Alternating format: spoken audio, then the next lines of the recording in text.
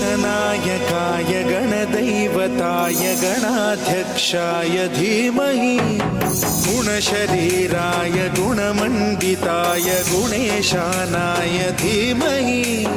गुणातीताय गुणाधीशाय गुणप्रविष्टाय धीमहि एकदन्ताय वक्रतुण्डाय गौरीतनयाय धीमहि गजेशानाय भालचन्द्राय श्रीगणेशाय धीमहि एकदन्ताय वक्रतुण्डाय गौरीतनयाय धीमहि गजेशानाय भालचन्द्राय श्रीगणेशाय धीमहि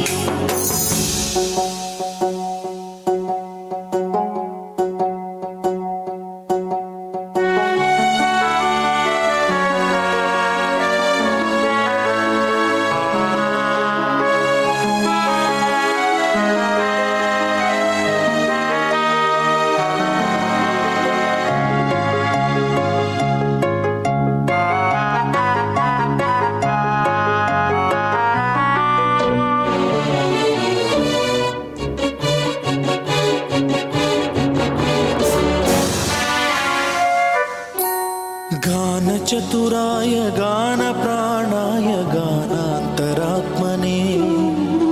गानोत्सुकाय गानमत्ताय गानोत्सुकमनसे गुरुपूजिताय गुरुदैवताय गुरुकुलस्थायिने गुरुविक्रमाय गुह्यप्रवराय गुरवे गुणगुरवे